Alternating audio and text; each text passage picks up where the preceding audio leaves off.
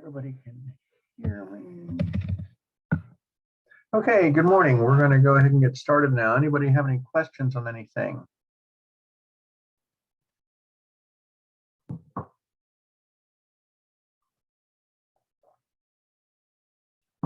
Okay, in that case, we're going to jump into, we're going to finish 24 today. We're going to talk about cellular respiration.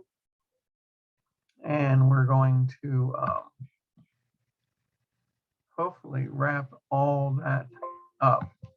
So there, just checking my volume to make sure I'm up. Okay, so here we go. We're going to pick up where we stopped last Wednesday. And we were looking at cellular respiration. This is the process that our cells use to obtain energy from glucose. It has nothing to do with breathing, other than the ultimate role of oxygen occurs in the very last step. All this, all the work we do to transport oxygen in our blood, to breathe in air and breathe out carbon dioxide, it all comes down to the very last step in producing ATP. So, and it's a very sequential process. It has to happen here. And the amazing thing is that every living organism does this exactly the same way. Everybody, everything, every plant, every animal, all people, bacteria, funguses, we all do this the exact same way. We all undergo cellular respiration. We don't think about plants much, especially in this class, but plants breathe, undergo cellular respiration to get energy exactly the same way we do. Plants have one big advantage, though, is they can make their glucose that they'll later use in cellular respiration. So instead of having to eat things, they can make it with sunlight and water and carbon dioxide. So anyway, let's move on. Let's talk about these. So cellular respiration. There are 3 steps to cellular respiration. What do you have to remember? Well, I may have said this on Wednesday, but I'll say it again. The 3 steps are glycolysis, the citric acid cycle, or the Krebs cycle. And when I say Krebs cycle, I mean citric acid. If I say citric acid, I mean Krebs. And the electron transport chain. So glycolysis takes place inside the cytoplasm of the cell. Nowhere else. Inside the cytoplasm of the cell. Out where all the organelles are located. So glycolysis is in the cytoplasm. It is an anaerobic process. It doesn't use oxygen. The second phase of cellular respiration is the Krebs cycle, which takes place in the mitochondria and nowhere else. It takes place in the mitochondria, in the matrix. That's in the middle of the mitochondria. Electron transport takes place in the inner membrane, the internal membrane of the mitochondria. So it has 3 areas here. So glycolysis is in the cytoplasm, citric acid Krebs cycle is in the matrix of the mitochondria, and electron transport is on the membrane, the inner membrane of the mitochondria. The end result is going to be the production of carbon dioxide, water, the release of heat energy, and the manufacture of ATP containing chemical energy. So these are the stages here to have these things occur. Now the term here, anaerobic and aerobic. Anaerobic means without oxygen. Doesn't need to use oxygen to function. Glycolysis is an anaerobic reaction. Does not require any oxygen. It will produce a little ATP all the time. It does not require oxygen to function. A marathoner who has in the last stages of a marathon, 26-mile plus marathon, has depleted all of their stored oxygen in their skeletal muscles, particularly in their legs. And yet their muscles are still working. They're running off of the stored glycogen, the stored glucose, but they are not using oxygen. They're getting a little energy, but they're not getting a lot of energy, but they're getting enough to keep their leg muscles functioning. This is what glycolysis does. Glycolysis functions without oxygen. Whenever we start whenever we start any kind of activity, we're usually going to start with glycolysis, because glycolysis will power our muscles probably for 30 or 40 seconds before cellular respiration, the big payoff phase, kicks in. We'll talk a lot more about that when we get into muscles. But most of the short-term activity we do, like walking across a classroom, or walking out to your car, or even running to your car in a parking lot on a rainy day, is usually done with glycolysis without the use of oxygen to get your energy. Oxygen activity, the aerobic reactions that require oxygen and give us the most ATP usually don't start functioning in our muscle cells for about a minute. So, okay, now, so aerobic reactions require oxygen, and anaerobic reactions don't. We give off carbon dioxide, we give off water, we generate we generate ATP, and we give off body heat. 60% of the energy that we obtain from a molecule of glucose goes off as heat, believe it or not. 60% comes off as heat. The other 40% we get to use. The other 40% we get to use, and we can do things with it. That's a pretty good efficiency rating. 40% is not a bad score at all. Okay, now, the term here that you need to understand is oxidation and reduction. Oxidation reactions give off electrons. When you are breaking the covalent bonds that hold a molecule together, and you're releasing those valence electrons, from the covalent bonds, you are releasing energy. And so when you burn something, that's called oxidation, because you're releasing electrons, you're releasing energy in the form of heat, in the form of light, maybe. You're burning a candle, that is heat energy and light energy. If you leave a shovel out over the winter, for example, and it rusts, that's oxidation. It's a slow form of oxidation. What happens to the metal that's in the shovel? It gets weaker. It is giving up electrons slowly, but it's giving up electrons. It's giving up electrons, and so it's losing strength.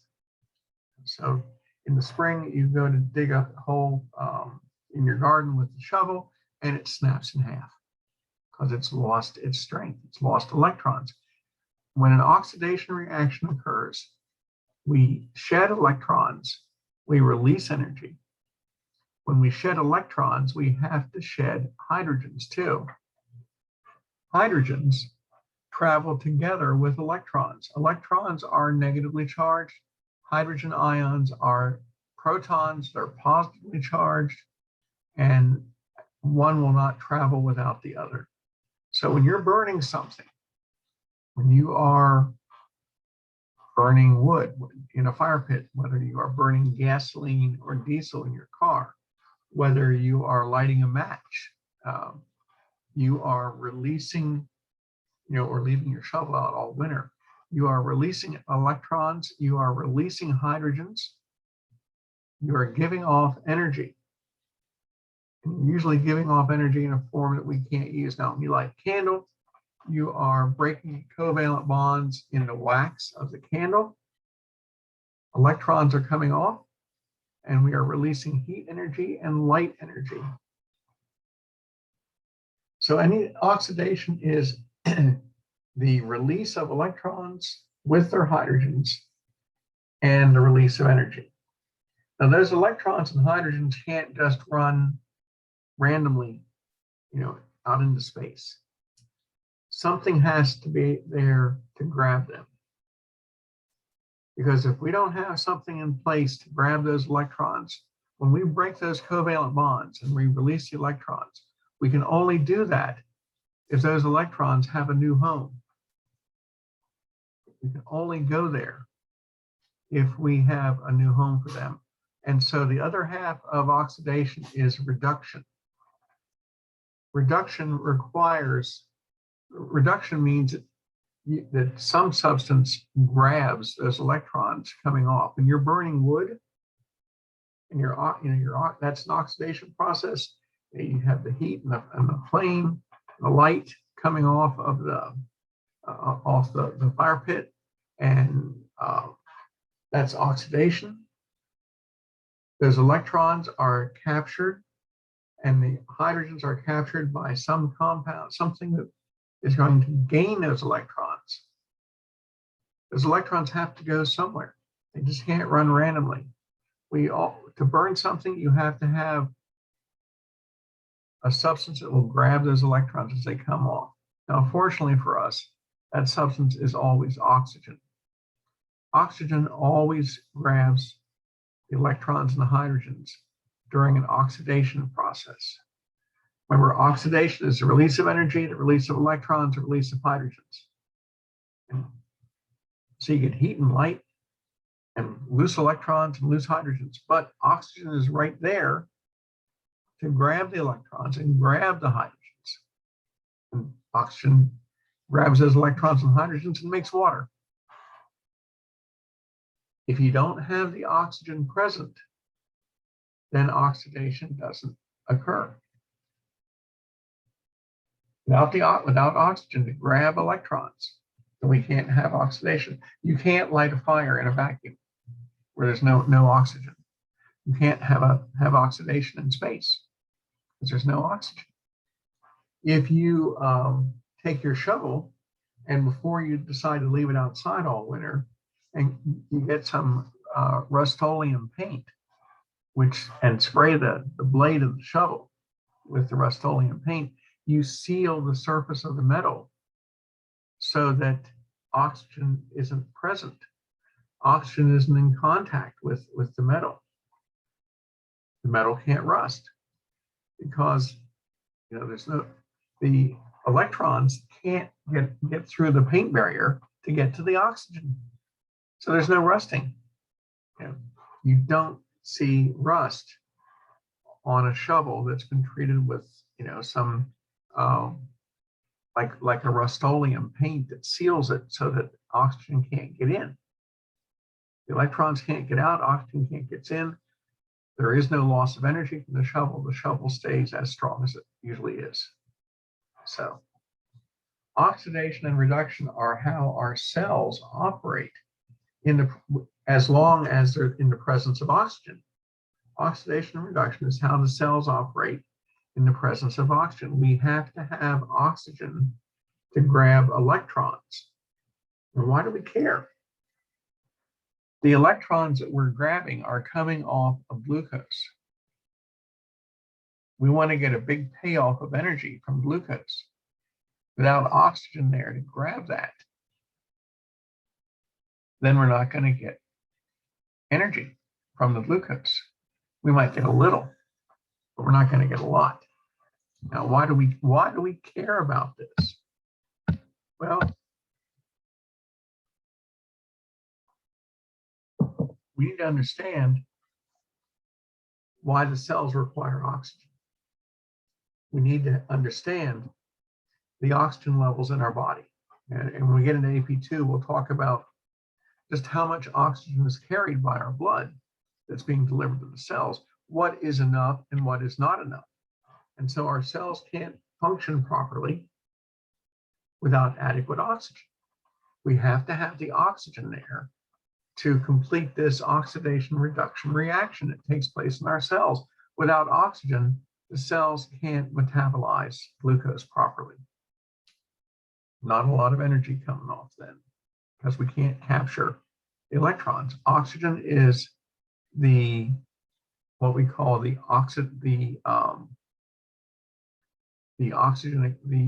oxidizing agent, because it accepts all these electrons that are coming off when we're breaking down a glucose molecule. If we can't collect those electrons, then it's not going to work. We're not going to get a lot of oxygen. I mean, a lot of energy. So how is it relevant to us in healthcare? Well, because it all depends on how much oxygen is present in our blood. We have a term called oxygen saturation values. We pay very close attention to that so that we know just how much oxygen is in our blood. If you've ever had a pulse oximeter on your finger, where it beeps and tells you 98%, 96%, 99%, whatever. That's a measure of the saturation level in your blood, and we need to know that so we know how well the cells are getting their energy reserve, getting their energy. The substance that gives up the electron is the reducing agent. This is where it gets really confusing.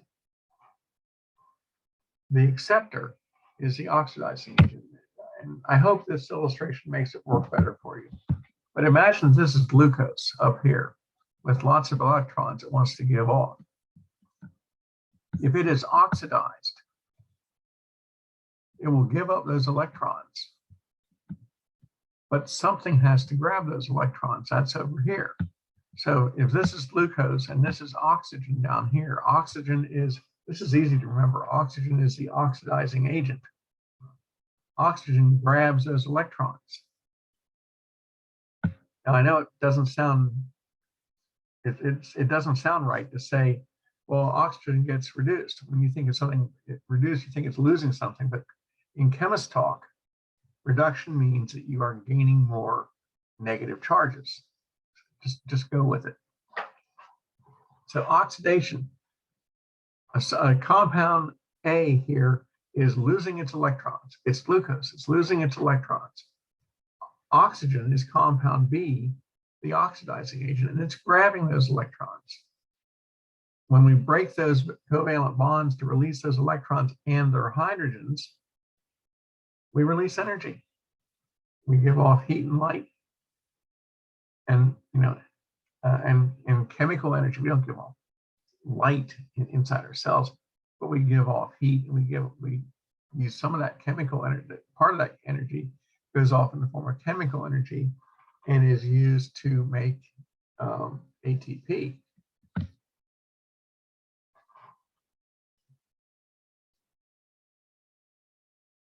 So the process is called oxidation. We want our cells to be able to break glucose down for energy. Oxidation is when that occurs. When we are stripping electrons away from a compound like glucose, that's oxidation. Something has to grab those electrons. That's called reduction.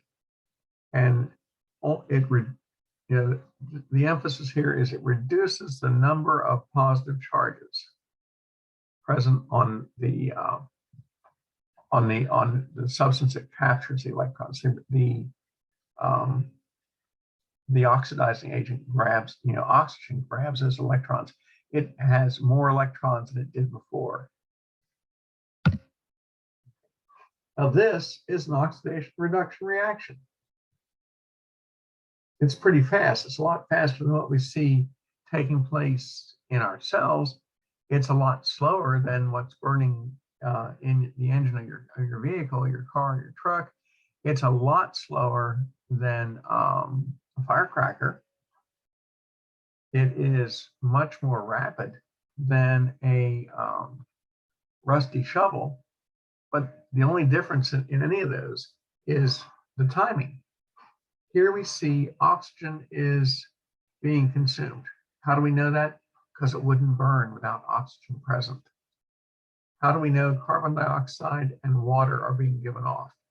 Well, there's a very simple process you can do. If you were to cover these candles with a clear glass, or the way we would do it, if we were on the ground, I'd show you this in the classroom. Take the burning candle, cover it with a large beaker, and eventually the candle will go out. Now everybody says, "Oh, it used up all the oxygen," and that is what conventional wisdom would say, but that's not exactly true.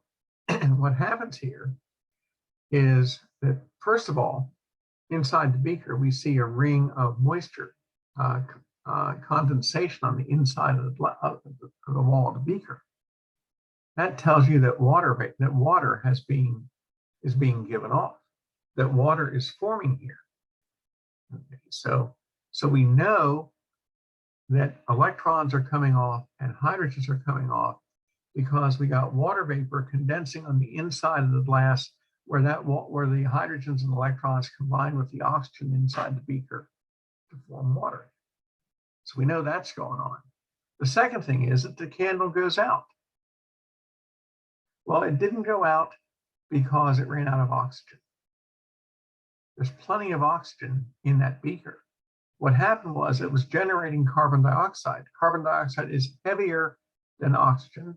So as the carbon dioxide forms, it sinks down to the bottom of the beaker, displaces the available oxygen at the near the candle. The candle doesn't have any place to give its electrons to, so the oxidation process stops. We can't burn something in the presence of carbon dioxide. We can only burn something in the presence of oxygen. Yeah. Fire extinguishers, a whole series of fire extinguishers called CO2 extinguishers that are based on this principle that if you displace the oxygen with carbon dioxide, fire goes out.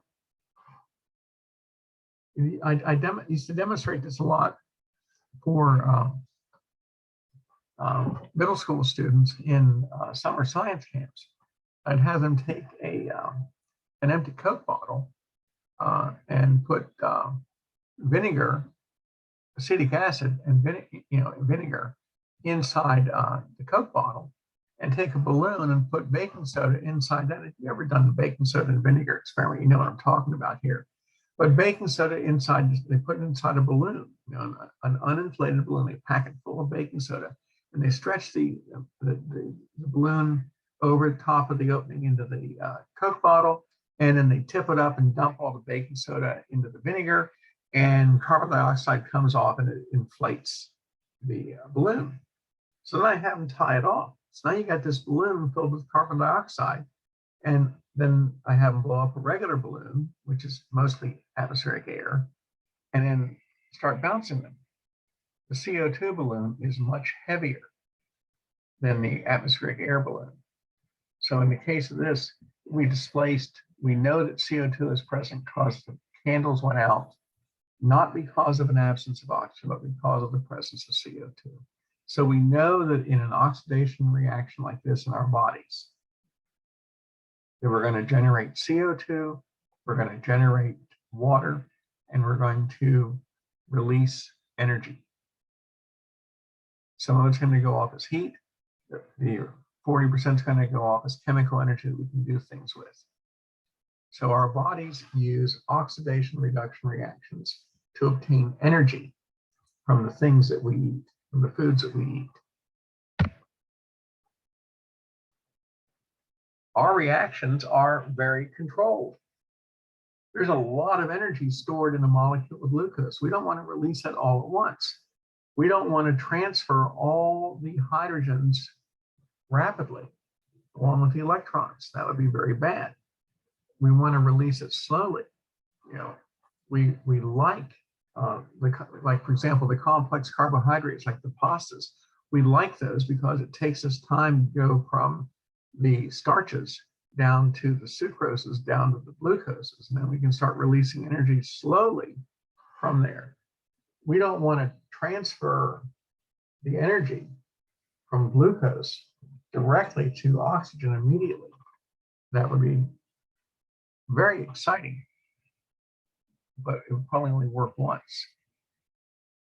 In fact, we slow the process down so much that in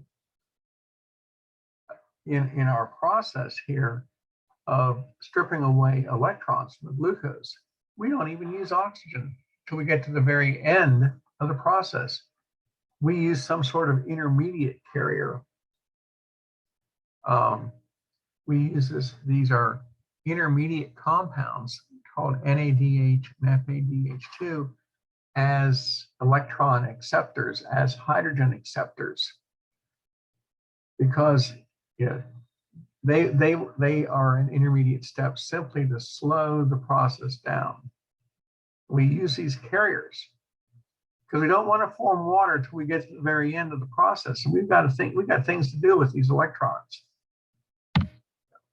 This is what we don't want to see happen in our bodies. We released all the energy in a molecule of glucose. It would be very, very exciting. I don't think we would explode, but it would be definitely exciting because there's a lot of energy packed in a molecule of glucose. And to release it all at once conceivably could be explosive, because this is the Hindenburg. It was an inflatable, sort of like a balloon. It's called a dirigible or a Zeppelin. And it was filled up with, it had massive gas bags inside here, inside its structure, filled with hydrogen, elemental hydrogen. And to this day, no one knows exactly what caused this to occur, but there was a spark of some sort that ignited the hydrogen, and what we're seeing here is rapid, uncontrolled oxidation. We're releasing all the energy as heat and light. The energy stored in the valence electrons of the hydrogen atoms, and we see this conversion to water and carbon dioxide and release of a lot of energy at once, uncontrolled. So we don't do it that way in our bodies. We do it in a step-by-step process. We have to have something. We don't want to transfer all the energy to oxygen immediately. We want to do it slowly. We're more of the rusty shuttle than we are of the firecracker in our bodies. We want to do it as sort of a nice sequential pattern. Now, we use two types of electron acceptors. Before we get to oxygen, to slow it down, we have to use these electron acceptors. We use NAD plus and FAD. NAD plus will grab 2 electrons and 2 hydrogens. FAD will also grab 2 electrons and 2 hydrogens.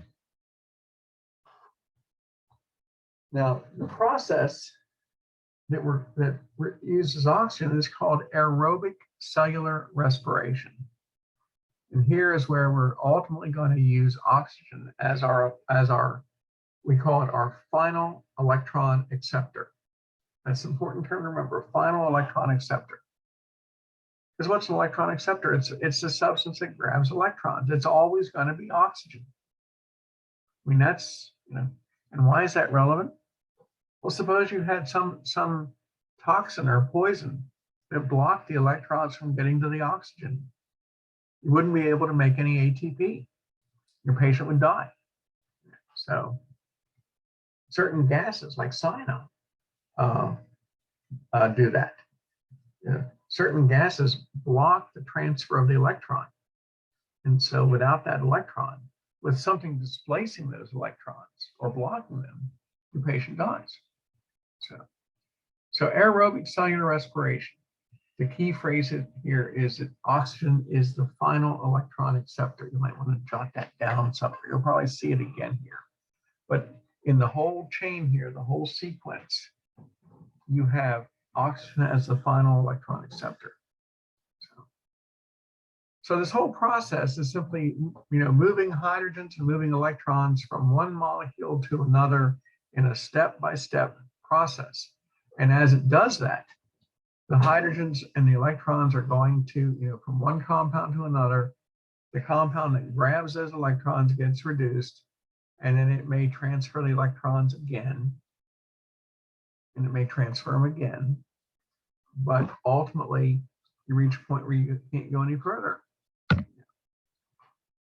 These electrons are the valence electrons. This is an important point here. Not that it's going to matter in any healthcare issues, but valence electrons, the carbon and hydrogen valence electrons lose energy.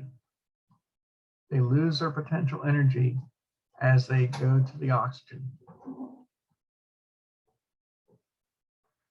They're giving up their energy. The electrons that when we first break those valence bonds, we're breaking apart glucose. Those electrons are high energy electrons, lots of potential energy, ready to go do something. As we start using those electrons to provide energy in the oxidation reduction process, as we start using those electrons, we strip off more and more of that potential energy and use it as kinetic energy, so that by the time we get done with our electrons, by the time we get to the oxygen, the electrons have little or no potential energy left.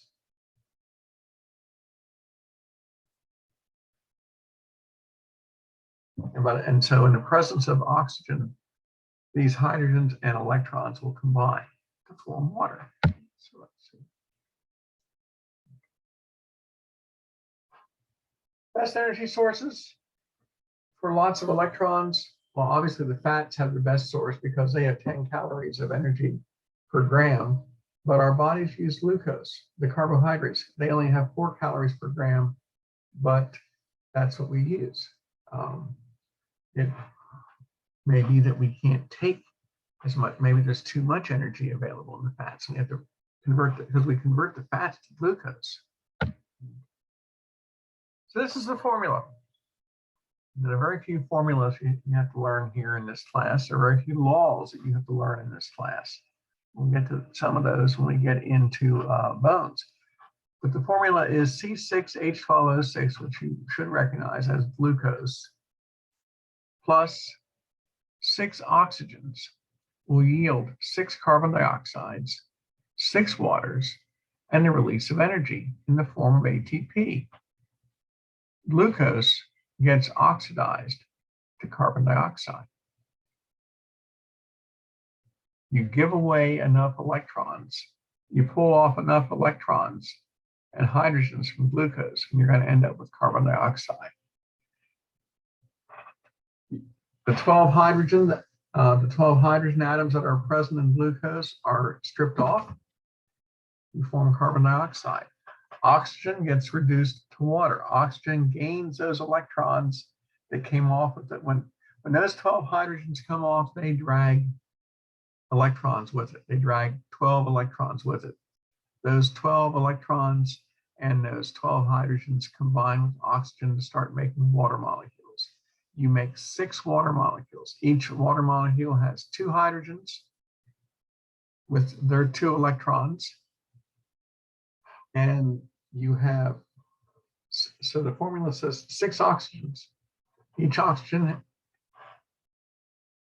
has 8 electrons, 2 in its first shell, 6 in its second shell, space for 2 more in the third shell. I mean, in its second shell, in its valence shell.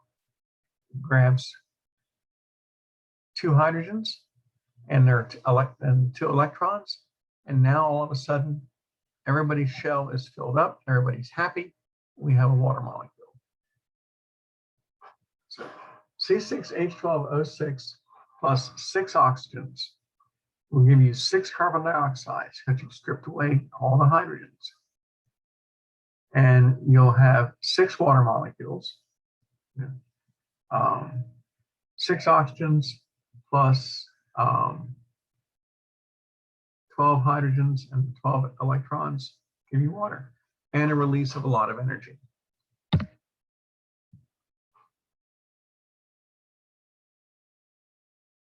Now there are two levels of getting these electrons off of here.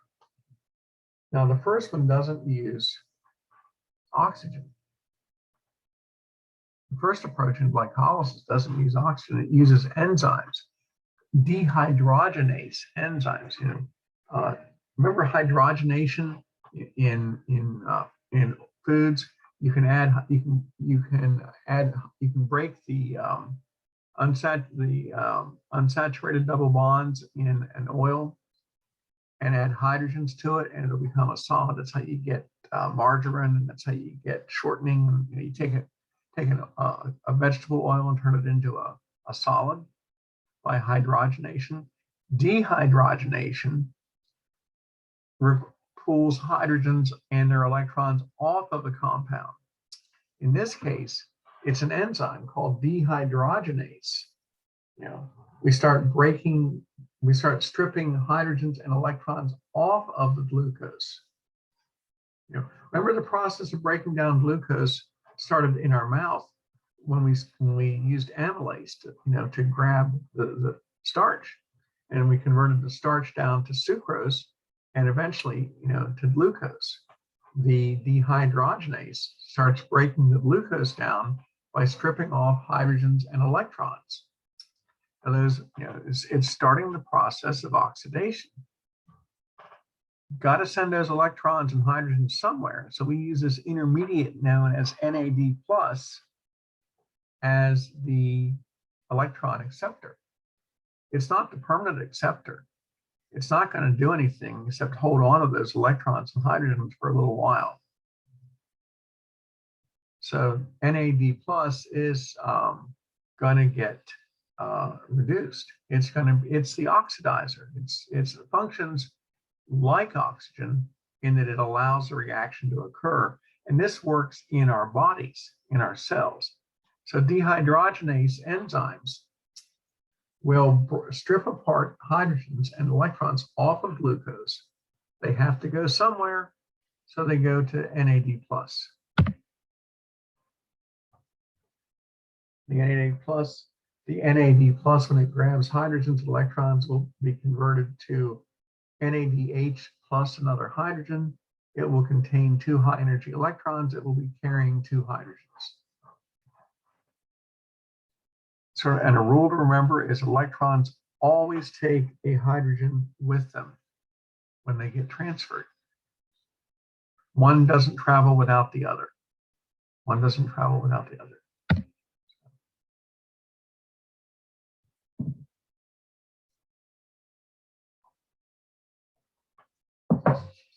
So we eat something. We eat a Snickers bar. We eat an apple. We eat a pear. We eat a banana. We eat cereal. The food that we eat, the complex carbohydrates in the food that we eat, have lots of hydrogens and carbons attached to each other with valence electrons, lots of high energy valence electrons in there. And we can break those bonds. We can break those covalent bonds, and we can release those electrons, and those hydrogens will come with it, or the hydrogens will be released and the electrons come with it. Doesn't really matter. And we will be able to tap into that energy to make ATP. That's what food does for us. We can make ATP. We can, ATP is the currency our bodies use, the money our bodies use to pay the bills, to live. We store the energy in the form of glycogen. We store the energy in the form of glucose, but we can't deliver that energy in one massive release at one time. We have to release that energy into ATP and then use the ATP to get things done. Each ATP molecule has 7.3 kilocalories of energy. So every time we make an ATP, we're taking 7.3 kilocalories of energy off of a glucose molecule and transferring it as chemical energy to the ATP, which for 7 seconds can go do something. and we have to reload it and do it again and again and again. Now, how much energy are we talking about altogether? Well, there's about 680 kilocalories of energy in a molecule of glucose. That's a lot of energy. We don't want to release that all at once. So what we do is we transfer it to each individual ATP molecule in the form of 7.3 kilocalories of energy. And so we end up getting the energy released slowly in a nice step-by-step process. So 7.3 kilocalories of energy inside an ATP molecule. And that's what gets transferred to the cells. That's what goes to the cells to power muscle contractions and nerve impulses and the sodium-potassium pump. Remember, the sodium-potassium pump has to use the energy found in the third phosphate of ATP to get it to pump. We make ATP in two ways. You need to remember these. And I'll be honest, no one ever comes up to you and asks you in the street about either one of them. But substrate level phosphorylation. This is the method in glycolysis. Substrate level phosphorylation uses enzymes. Substrate is a term. We remember what a substrate is. Substrate are the reactants that go into an enzyme. It's the starch in your mouth that the amylase is attacking. The starch, what is starch but long chains of glucose is linked together. The sections of the starch molecule, the individual glucoses in the starch molecule are the substrates. They land on the active site of the enzyme.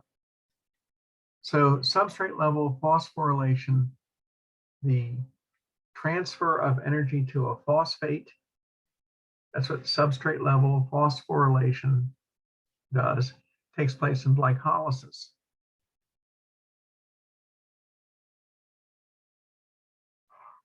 Oxidative phosphorylation takes place in the mitochondria in electron transport. Now, substrate level phosphorylation takes place in the cytoplasm because that's where glycolysis takes place, in the cytoplasm. Oxidative phosphorylation takes place inside the mitochondria. So this is substrate level phosphorylation. We transfer energy to the third phosphate from our substrate. We're ripping apart the starch molecule, the glucose molecule. We use the high energy electrons in the glucose molecule to transfer phosphate back to adenosine diphosphate. So we take a phosphate molecule here, an ADP, and we park energy in here as ATP for 7 seconds. 7.3 kilocalories of energy that will last for 7 seconds, and we have to make it again and again and again and again. This is how we get our energy in glycolysis. We don't use oxygen. We have to use enzymes to make it work. We have to use dehydrogenase enzymes to glom onto the reactants. The substrates have to land on the active site of the enzyme. We strip off the electrons. We use that to transfer that energy from the electrons to glue the third phosphate onto ADP. That's a high energy bond. And then we release the ATP, and for 7 seconds, we got some energy to play with. We have to do it again and again and again. This is why we call it substrate level phosphorylation. We take the substrates, the glucose molecule, and we transfer the energy to the inorganic phosphate and glue it onto the ATP. Oxidative phosphorylation is different. It takes place inside the mitochondria in the electron transport chain. We create a gradient of hydrogens. Now this is what I'll just say it here and then we'll come back and explain it. all those hydrogens and electrons that we capture in the process of glycolysis and in the Krebs cycle get used to pump hydrogens into the space between the inner and outer membrane of the mitochondria. I don't want to say anything else. It's going to get confusing. But I will say those hydrogens need to get back. The hydrogens are stuck in this space between the inner membrane and the outer membrane. We've pumped them out there. They want to reach equilibrium with the matrix. The only way they can do that is down through this enzyme called the ATP synthase. And we cause that thing to spin around, and as it spins around, it creates ATP. This is what the ATP synthase looks like. This is electron transport and oxidative phosphorylation in its most simplistic form. The energy from food, the electrons and the hydrogens from the food that we eat. The electrons pump hydrogens across the inner membrane. The electrons are going to power these pumps embedded in the inner membrane. Sort of like the sodium-potassium pump, only instead of sodium and potassium, it's pumping hydrogen. It's a proton pump. So, all these reduced compounds like NAD plus has been reduced, comes in here with its electrons and its hydrogens. Those electrons power these pumps to move hydrogen up here. Hydrogen, we create a high concentration of hydrogens out up here in this space.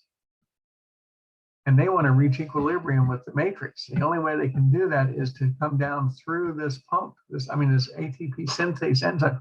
This thing actually spins around, and it mechanically attaches and forces the third phosphate onto ADP, creates a whole bunch of ATP together.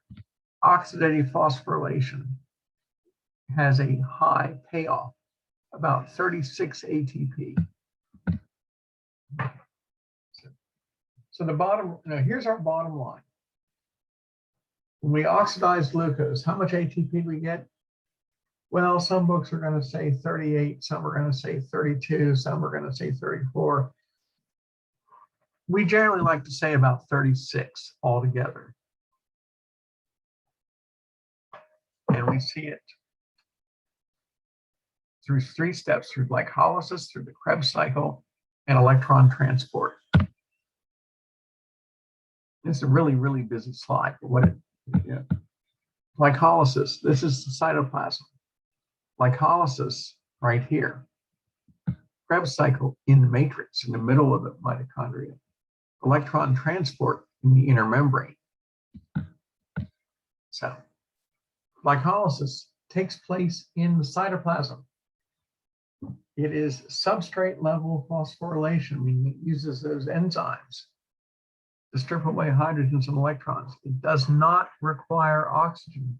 This is why your marathoner, at the end of a marathon, he or she can be running along and drawing on energy through glycolysis because all the stored oxygen in their leg muscles has been depleted. They're actually in a condition known as oxygen debt. We store oxygen in a pigment in our muscles, a respiratory pigment called myoglobin. Myoglobin is what makes our muscles red. It's what makes meat look red. When you're at Food City and you're in the meat counter, and you're looking at beef, beef has a lot of myoglobin present. That's why it's red. Pork has less myoglobin and more glycogen. That's why it is, lighter. That's why pork's called the other white meat. So, myoglobin contains oxygen. We draw on that oxygen for cellular respiration through electron transport. When we deplete the oxygen in the myoglobin, we go into a condition known as oxygen debt. We can still function because our leg muscles, for example, are using glycolysis now, because we still have plenty of stored glucose.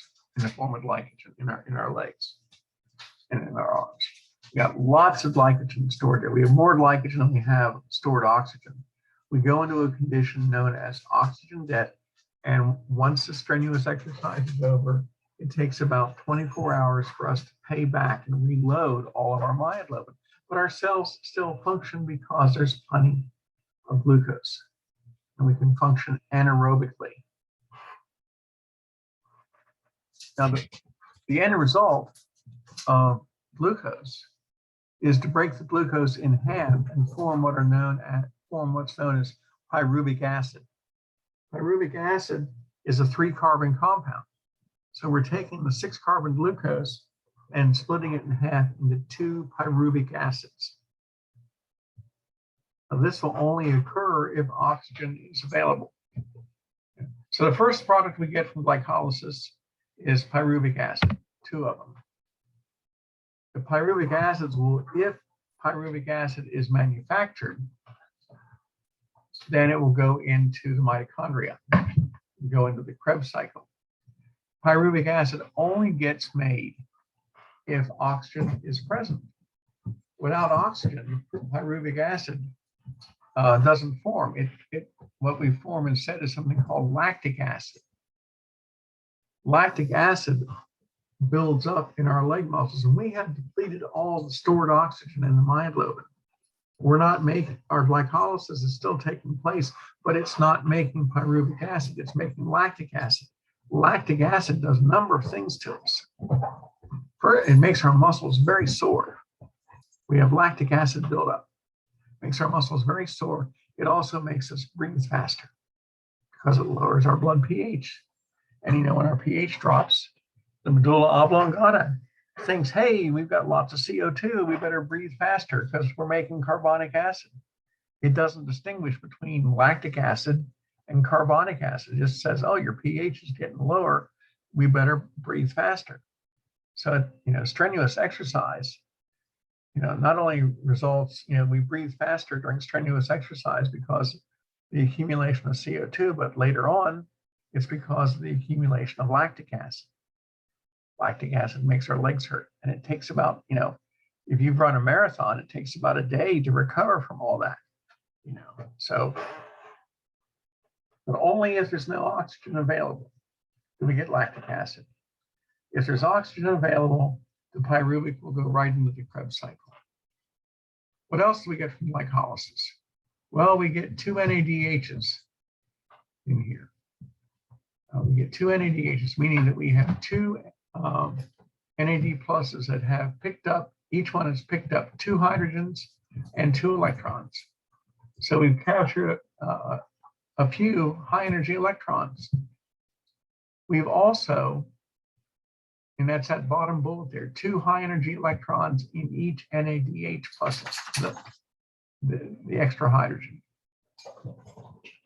We make 4 ATP.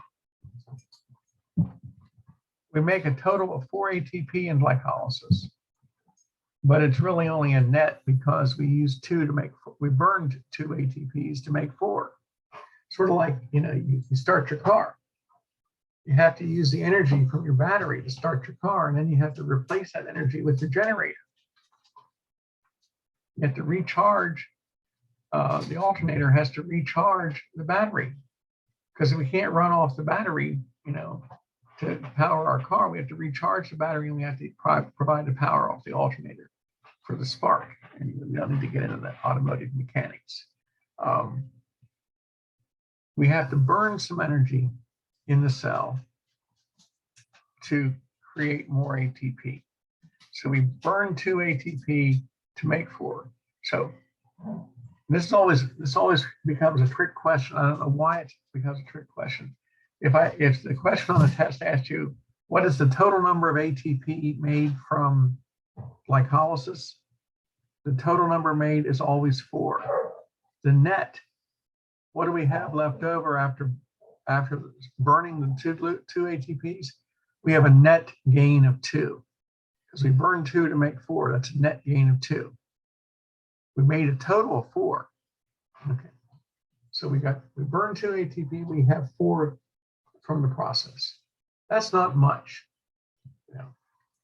we had 680 kilocalories of energy in that molecule of glucose. And so far, we've captured about 29 kilocalories in the ATP from glycolysis. More importantly, though, we captured 2 high energy electrons in each of the NAD molecules. So what do you need to remember for glycolysis? 2 pyruvic acids form if there's oxygen. 2 NADHs are formed, each one containing 2 high energy electrons. 4 ATP get made, and we have a net gain of 2 because we had to burn 2 to start the process. Now, from there, we go, if there's oxygen present, we go into the mitochondria. That pyruvic acid will go into the mitochondria, and this will give us a very high payoff of available chemical energy. Oxygen is going to be the ultimate electron acceptors. Remember we saw in glycolysis that we use the NAD plus as an electron acceptor? Now we're going to use the ultimate electron acceptor as oxygen. ATP. We store for 7 seconds in ATP. We phosphorylate. It's a big word. It means we take a phosphate and jam it onto the end of it, the ADP, the adenosine diphosphate. You know, it's sort of like a nucleotide. It has an adenine base. It has a 5-carbon sugar, and it has 2 phosphates. That's diphosphate. The third phosphate comes in, is attached to the first 2. Now you have adenosine triphosphate. And that bond between the second phosphate and the third phosphate is a high energy bond holding 7.3 kilocalories of energy. And we can use that energy to do things. We use a molecule of ATP, attach it. We attach that to the sodium potassium pump. We phosphorylate. Ooh, like that word. Phosphorylate the sodium potassium pump, transfer an ATP to the pump by transferring that third phosphate. That powers the pump. So it opens and shuts. Here's our adenine, there's our ribose sugar, there are the 3 phosphates. The third phosphate is held on there with a high energy bond. And when we want to do something, we break that bond, and that high energy phosphate is transferred to the molecule that we want to do something with, whether it's a sodium potassium pump, whether it is skeletal muscle fibers, whether it is for a nerve impulse, whatever we want to do, we're going to transfer that phosphate to the molecule that needs the energy to do something. So the mitochondria now comes into play. The mitochondria is where we convert chemical energy from one form to another. This is where we produce most of our ATP. It is not really the power plant of our cell, even though most folks call it that. It's the energy conversion center, if you will, because we're converting one type of chemical energy into another type. The second step of cellular respiration is called the Krebs cycle. It takes place in the matrix, in the middle of the mitochondria. But the Krebs cycle can't occur unless oxygen is present. Krebs cycle doesn't use oxygen, but pyruvic acid will not form unless there's oxygen present.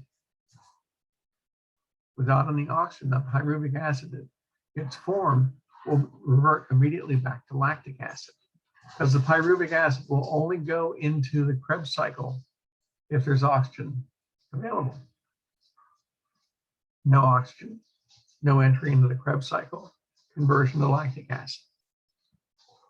Now, the organization of the mitochondria, the middle of the mitochondria is called the matrix. The matrix is invaded, is invaginated by these structures that are called cristae, these folds. And the cristae are the folds of the inner membrane. And so this is the inner membrane that you see here. There's a space between the inner membrane and the outer membrane. This is the outer membrane here. This is the inner membrane. The electron transport chain is embedded in the wall of the inner membrane. The Krebs cycle is busy taking place out here in the matrix. So why is the Krebs cycle so important? You know, and I'll tell you, the Krebs cycle is one of those chemical reactions that you learn it once in great detail. If you're, you know, when I was in grad school, I could sit down and I could write out like a 10-page paper on an exam on the subtleties and nuances of the Krebs cycle. And now every time you talk about it, you have to go back and look it up, look it over, just to make sure you don't forget anything. The Krebs cycle is simply the process where the cell is busy capturing lots of high energy electrons. Because the Krebs cycle is only going to make 2 ATP. You know, it's still not very much. You know, you know, what do we get? We got 4 ATP from glycolysis, and we're going to capture 2 ATP from the Krebs cycle. What are we up to? About 40 kilocalories of energy out of a possible 680. That's not very much. So the pyruvate goes in, anyway, the pyruvate goes into the mitochondria 1 molecule at a time. And the pyruvate immediately gets oxidized. And we release carbon dioxide. We strip off some electrons, 2 electrons and 2 hydrogens from the pyruvic acid. And that allows the release of one of the carbons and one of the oxygens,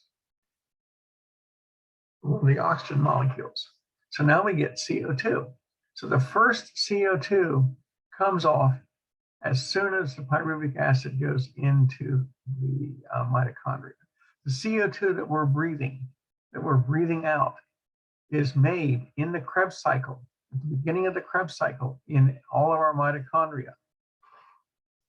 What's left is a 2-carbon compound that combines with what's known as coenzyme A to form something called acetyl-CoA. Acetyl-CoA will then enter the Krebs cycle here. This shows you what's going on here. So there's the pyruvate right there, 3-carbon compound. It goes into the mitochondria into the matrix of the mitochondria.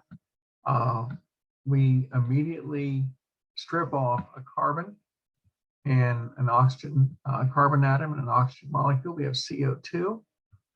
The 2-carbon compound is oxidized by NAD+, and now we have NADH because we've now grabbed 2 high energy electrons and 2 hydrogens, and then it reacts with coenzyme A to give you this stuff called acetyl-CoA. This all happens like instantly, so it isn't like, you know, step by step here. So what do you have to remember from the Krebs cycle? That's where all of our CO2 comes from. More importantly than anything else, though, is that the Krebs cycle is where most of our high energy electrons are coming from. We've only gotten a couple of high energy electrons from glycolysis, but and we're only going to get a couple ATPs from the Krebs cycle to go with the couple that we got from glycolysis. But more importantly, we're going to capture a lot of high energy electrons. So the pyruvate goes in here. Our first CO2 comes off right there. Now there's 2 pyruvates, so there's going to be 2 CO2s coming off here.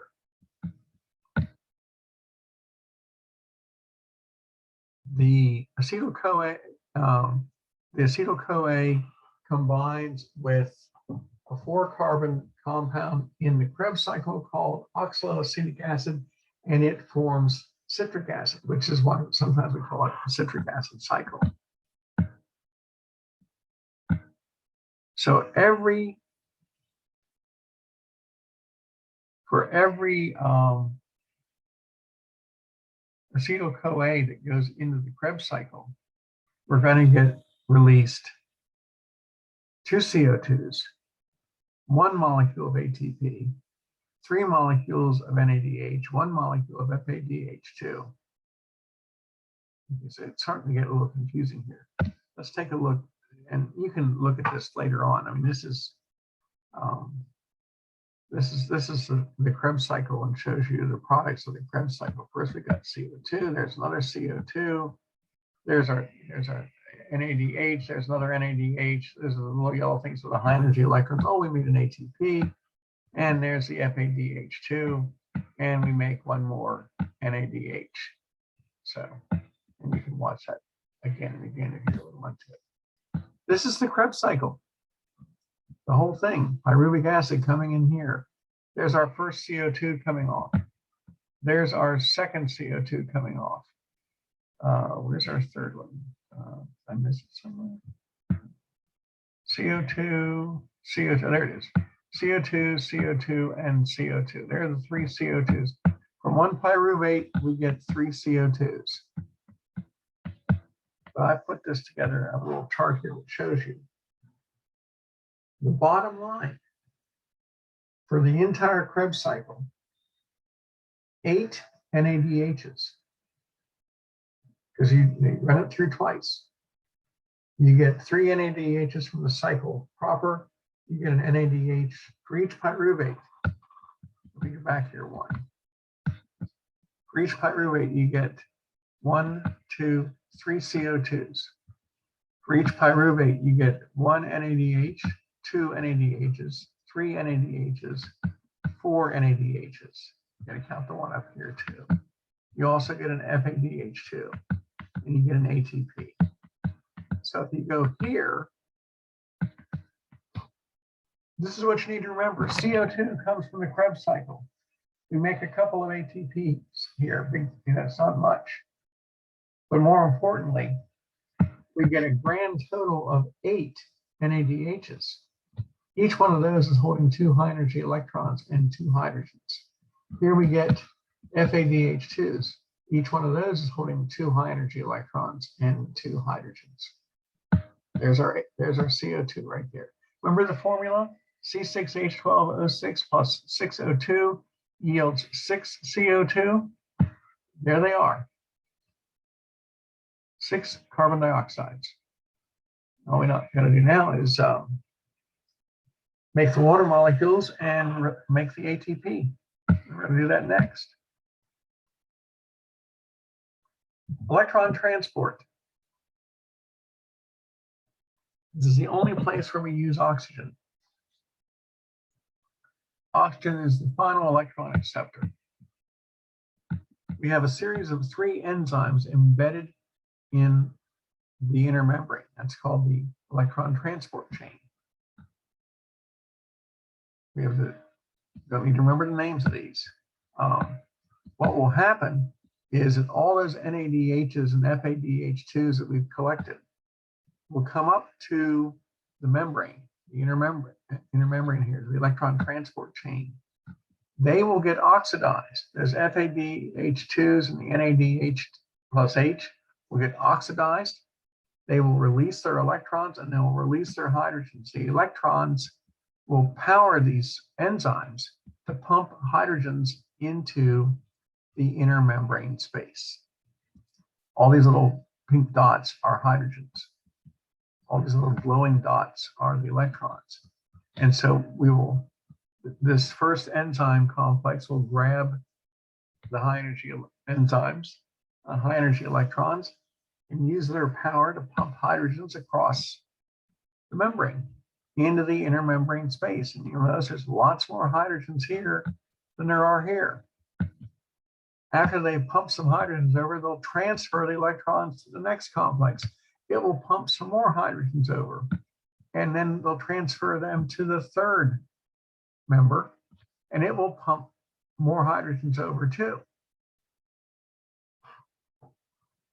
We'll keep doing that as long as there's energy from the electrons.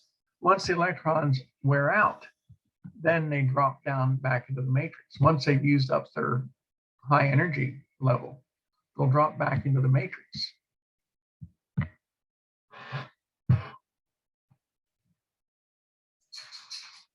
So this is what's going to happen here. Here comes, it's pretty happening faster than I'd like it to, but there's your enzyme pump, there's your complex there, 1, 2, and 3. With the electrons, the high energy electrons are used to pump the hydrogens across the membrane. There goes a hydrogen right there. Those are the hydrogens. The little white things are the hydrogens. Here it comes again. The energy powering that are the electrons. And if you watch it, this goes faster than I would like, but there goes the electron energy right there to keep pumping hydrogens across. Now this is the ATP synthase. Hydrogens want to get back into the matrix, so they run back down through this and cause it to spin around. Sort of hard to believe, but it actually does it this way. So now, the hydrogen atoms that are being carried by the NADH and by the FADH are split apart from their electrons. The electrons are taken into those enzymes embedded in the inner membrane. They pump the hydrogens across the membrane into the inner membrane space. They fill up this space with hydrogens. Here's the chain right here. There's your synthase. Here comes the NADH. We grab 2 electrons, it's oxidized back to NAD+. Its hydrogens are pumped across the membrane. The electrons, the energy from the electrons are used to pump them across. We pump more hydrogens across, transfer the electrons down to the next level. We pump more hydrogens across. Now, those hydrogens, you have a high concentration of hydrogens out here and less here. The hydrogens want to reach equilibrium. So they will pass through this ATP synthase here, causing it to spin and forcing the inorganic phosphate onto the available ADPs. There's plenty of phosphate and ADP around. The spinning of the synthase forms the ATP. Now, why does it spin? Because we have more hydrogens in the space here than we do in the matrix. And as they come through, they want to come through here and try to reach equilibrium. We can't let them reach equilibrium. What would happen if we reached equilibrium? We'd have no more energy. Now, so here comes our NADH. It gets oxidized right here back to NAD+. The electrons are grabbed by the enzyme and pumps the hydrogens across here, these little pluses of the hydrogens. FADH2 is oxidized here, back to FAD. Its electrons are used to power this up and continue to pump hydrogens across. The electrons are transferred to the next enzyme and to this enzyme, and then to this enzyme. We continue to pump hydrogens across, and then they try to come back in. Now, when the electrons are done, when the electrons have become exhausted, their energy levels have dropped, they drop back down into the matrix. And they find these hydrogens that have come through, these hydrogens that come spinning through here.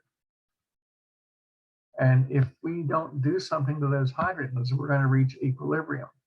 So our electrons and our hydrogens combine again, and we take atmospheric oxygen, split it in half, because that's O2. We split it in half.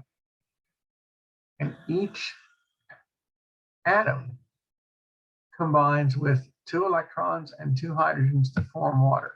Because if we didn't form water, then we would reach equilibrium and the ATP synthase would stop. If there was equal number of hydrogens on both sides of the membrane, we'd stop making ATP and the cell would die. So as long as we have oxygen available, we can continue to keep sucking up the hydrogens. That's what the oxygen does. The oxygen forms water with the available hydrogens. If we don't form water, the hydrogens are going to accumulate. The only way we can form water is to have oxygen. Oxygen becomes the final electron acceptor. If something blocks oxygen from doing its job, then the cell dies, and we ultimately die because we're not producing ATP. The role of oxygen is to grab those electrons, form water, to prevent any kind of equilibrium being reached. The low energy electrons come down here to an oxygen atom. See what all these hydrogens are coming through the ATP synthase. All these hydrogens are going to come through the ATP synthase, and they're going to go into the matrix. They're going to try and reach equilibrium. Here they come through the synthase right there. Come on. There they go. And if they reach equilibrium, then they're not going to move back and forth anymore. And so we have to get rid of those hydrogens. That's what we make the water molecules. Remember the formula: C6H12O6 plus, in the presence of 6 oxygen molecules, will yield 6 CO2 and 6 water molecules. That's what we get. And if we block oxygen from accepting those electrons, then the cell's going to die. And a lot of times, what will happen when the cell runs out of oxygen is it will pump those hydrogens. The ATP synthase will work backwards and pumps the hydrogens back up in there to try and keep the gradient going for a few minutes. But without oxygen there, it's not going to help. So. And again, this is what we're seeing here with the ATP synthase slides back through the is the passageway for the hydrogens to try and go into the matrix, where the oxygen atoms are waiting for them. And it's a very sophisticated little enzyme here because it has a rotor and a stator and a rod and a knob, and they all spin around like a pinwheel. And the mechanical energy provides the energy to attach the inorganic phosphate, that's what this is here, to the ATP to give us the ATP. So if you're into really busy pictures, this is very busy, but this tends to summarize everything. So we get, this says 28 ATP. We get the net total is about 36 ATP. So what do you need to remember from all this? On that Krebs cycle slide I showed you. Commit that one to memory. Commit the glycolysis information slide to memory. From this, you got to remember that 36 ATP altogether from electron transport. So, okay. Terms to remember: glycogenesis, the formation of glycogen, where we start linking glucoses together. Takes place in the liver, takes place in skeletal muscle. Skeletal muscle very rarely runs out of available glucose until we're dead anyway. Glycogenolysis, the breakdown of glycogen to glucose when our blood glucose levels are low. Gluconeogenesis, the creation of glucose from lipids and proteins. So 3 terms, make sure you'll eventually, over the course of both semesters, you're going to hear gluconeogenesis used again and again. And right on time.